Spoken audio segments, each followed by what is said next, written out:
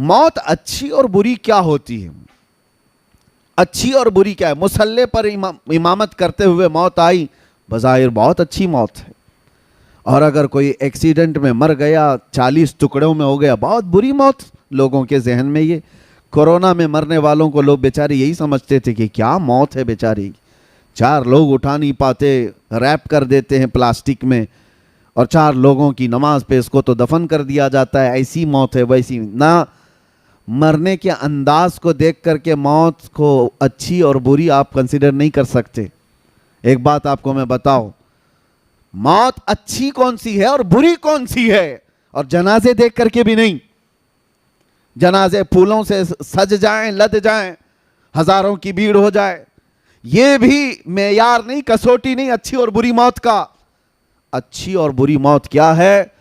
اگر غریب آدمی تنہا بھی مر گیا ہو، ایمان پہ مرا ہو تو سب سے اچھی موت ہے، عشق رسول پہ گیا ہے تو سب سے اچھی موت ہے، اور لاکھوں کی بھیڑ میں کفر پہ مرا ہے تو سب سے بری موت ہے۔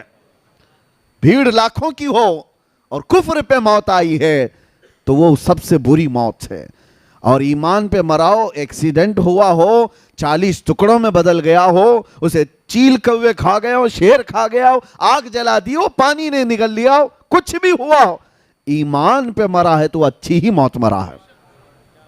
یہ بات یاد رکھیں آپ، ایمان پہ مرا ہو، عشق رسول کے ساتھ گیا ہو، وہ اچھی موت ہے۔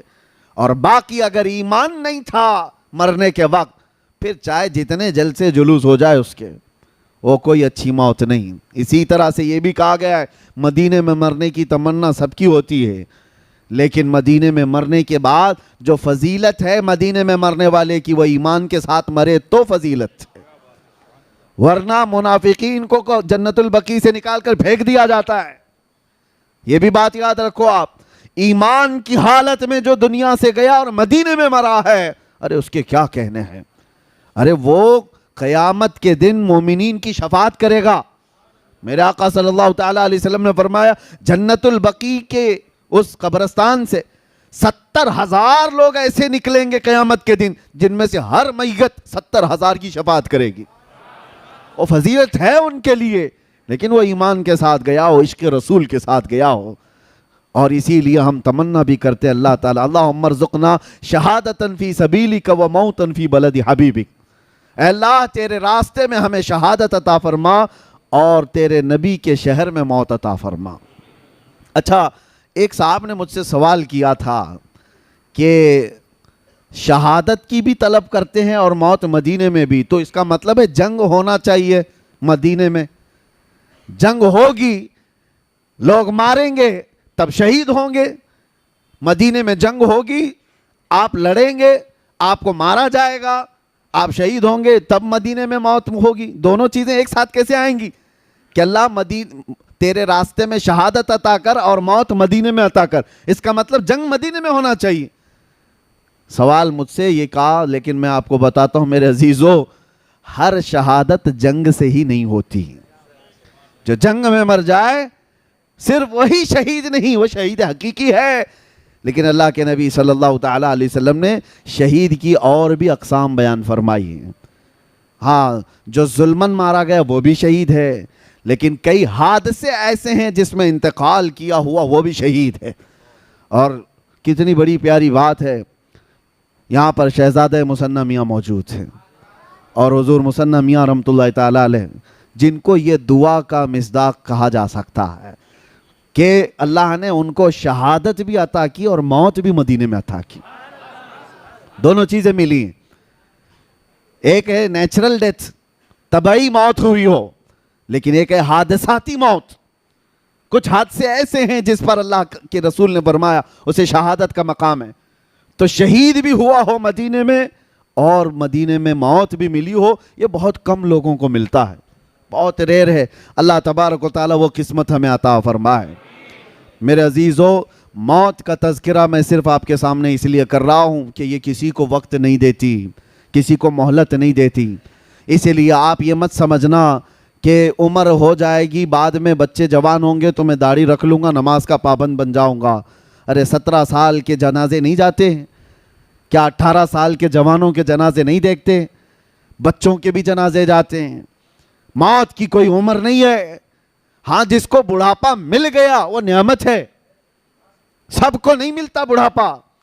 جس کو بڑھاپا مل گیا اور وہ بھی اسلام پہ ملا ہے اس کے لیے وہ نعمت ہے.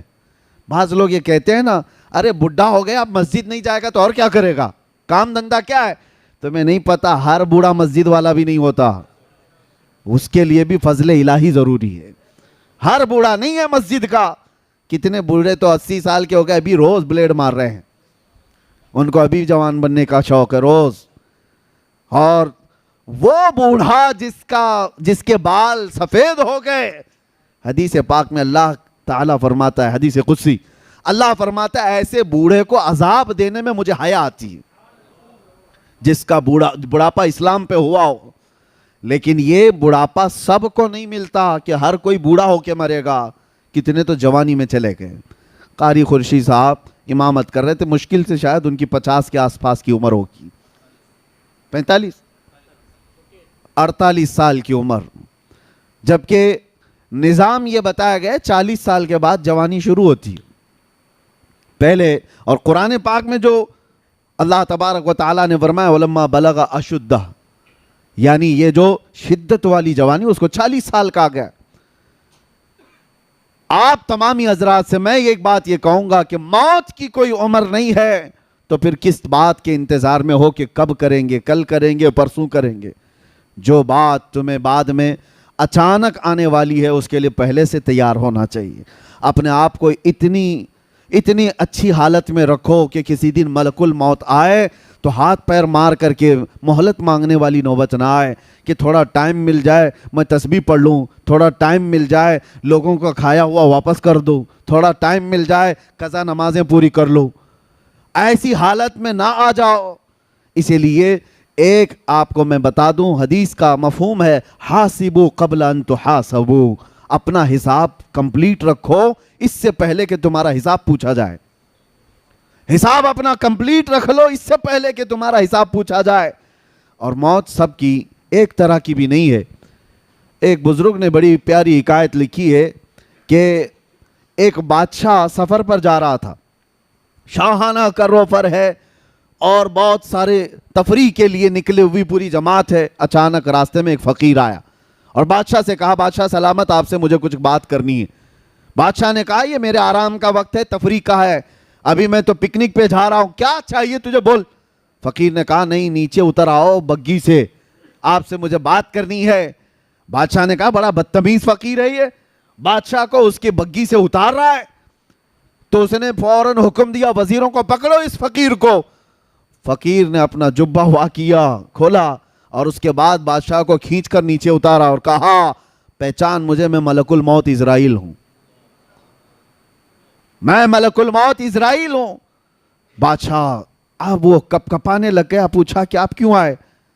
کہا میں کیوں آتا ہوں تمہیں پتا ہے, روح لینے آیا ہوں.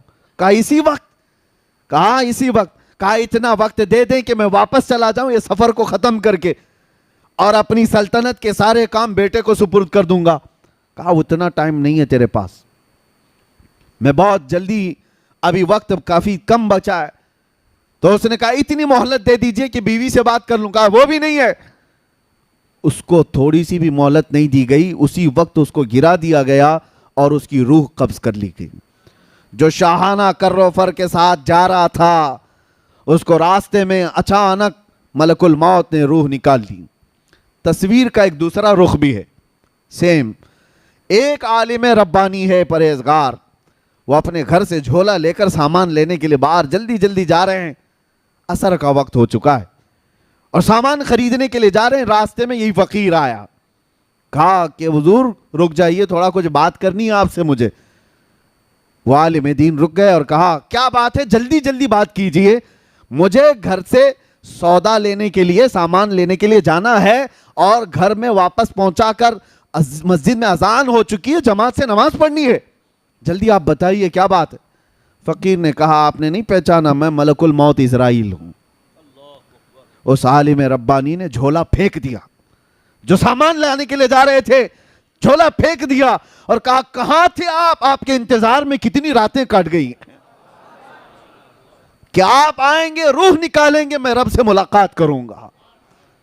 یہ دنیا میں جس کی روح اٹکی ہوئی ہے مال سے، وہ مہلت مانگتا رہتا ہے، اور جو رضا الہی کے لیے جیتا ہے وہ ملک الموت کا استقبال کرتا ہے۔ آپ کہاں تھے؟ تو اب یہاں منظر بدلا ہوا ہے۔ ملک الموت نے کہا اتنی جلدی بھی کیا ہے آپ کو، آپ جائیے سامان خرید لائیے اور اپنے بچوں کو سامان دے دیجئے، گھر والوں کو کچھ وصیت کرنی ہے وہ بھی کر لیجئے۔ اس عالم ربانی نے کہا آپ کو جس کام کے لیے اللہ نے بھیجا وہ کیجئے آپ۔ میرے بچوں کا مالک اللہ ہے، وہ مسبب الاسباب ہے، جس نے مجھے کھلایا وہ میرے بچوں کو بھی کھلائے گا، میرا یقین ہے، آپ اپنا کام کیجئے۔ ملک الموت وہاں مہلت نہیں دینا چاہتے، اور ادھر کہہ رہے ہیں کہ اور کچھ ہے تو آپ کر لیجئے کام۔ پھر اس عالم ربانی سے کہا کہ اور کوئی آپ کی خواہش ہے؟ اس عالم ربانی نے کہا اگر آپ اتنا وقت لے کر کے آئے ہیں پہلے سے، اتنی مہلت لے کر کے آئے ہیں پہلے سے، تو خواہش اتنی ہے، گھر نہیں جاؤں گا، اللہ کے گھر جاؤں گا، جس وقت نماز پڑھ رہا ہوں سجدے کے عالم میں جاؤں، آپ روح نکال لیجیے۔ کیسی خواہش تھی!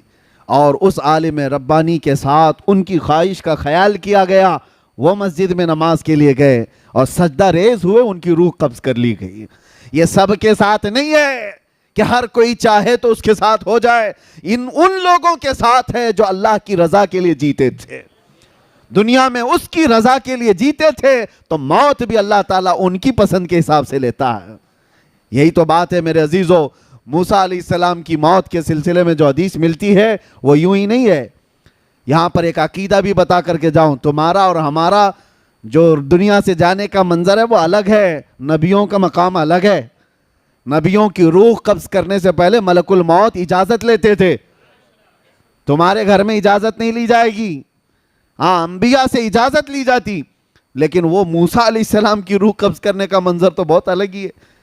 ملک الموت آئے تھے اور ان سے پوچھا کہ اے اللہ کے نبی موسیٰ، آپ کی روح قبض کرنے کے لیے اللہ نے مجھے بھیجا ہے۔ انہوں نے ایک تماچا لگا دیا، اور کہا جاتا ہے کس نے؟ موسیٰ پیغمبر نے ملک الموت کو، اور ان کی آنکھ باہر آئی، وہ واپس چلے گئے رب تعالیٰ کے حضور اور کہا اے اللہ تو نے کس کے پاس بھیجا؟ اس نے مار کر کے آنکھ باہر کر تھی۔ وہ پیغمبرانہ جلال تھا، کسی دوسرے کو کیا ملک الموت چھوڑ دیتے؟ اور کیا کسی کی ہمت تھی؟ یہاں یہ عقیدہ مجھے بتانا ہے، وہ خبیثوں کو سمجھنا چاہیے جو نبی کو اپنے برابر سمجھتے ہیں۔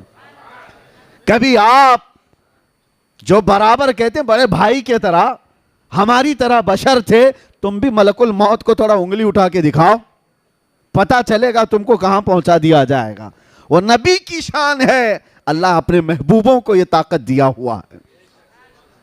اللہ تعالیٰ نے نہیں فرمایا کہ نظام میں خلل ہو گیا، نہیں، رب تعالیٰ نے فرمایا اے اسرائیل جاؤ دوبارہ اور ایک گھنے بالوں والا بکرا لے کر جاؤ، اور ان سے کہو کہ اس بکرے کے جسم پر ہاتھ رکھیں، ان کے ہاتھ کے نیچے جتنے بال آئیں گے اتنی عمر ان کی بڑھا دی جائے گی، اتنی زندگی ان کو دی جائے گی۔ دوبارہ اسرائیل آئے اور موسیٰ علیہ السلام کے پاس بکرا پیش کیا، کہا آپ اس پہ ہاتھ رکھیے، آپ کے ہاتھ کے نیچے جتنے بال آئیں گے اتنی عمر آپ کی بڑھا دی جائے گی۔ دوسرا کوئی ہو تو کہتا ہے نا کہ 1 سال بڑھ گیا تو چلے ٹھیک ہے، 10 سال بڑھ جائیں گے ٹھیک ہے۔ موسیٰ علیہ السلام نے کہا ہٹ جاؤ، میں رب سے بات کرتا ہوں۔ اللہ کریم سے آپ نے کلام کیا اور کہا اے اللہ جب اتنے سال بھی گزر جائیں تب کیا ہوگا؟ رب نے فرمایا موت آئے گی، اس لیے کہ میرا وعدہ ہے کل نفس ذائقۃ الموت، ہر جان والی چیز کو موت کا مزہ چکھنا ہے۔ موسیٰ علیہ السلام کو اللہ نے کیا فرمایا؟ موت تو آئے گی، جتنے سال بھی ہوں گزر جائیں موت آئے گی۔ تب موسیٰ علیہ السلام نے کہا جب موت آنا ہی ہے تو اب کیا تب کیا؟ پھر اسرائیل سے کہا کہ مجھے بیت المقدس کے قریب کر دو، زمین کو لپیٹ دیا گیا، آپ کو دم زدن میں بیت المقدس کے قریب کر دیا گیا۔ وہاں پر ایک قبر کھودی جا رہی تھی، اس میں حضرت موسیٰ علیہ السلام لیٹے اور کہا اسرائیل سے کہ اب میری روح قبض کر لو۔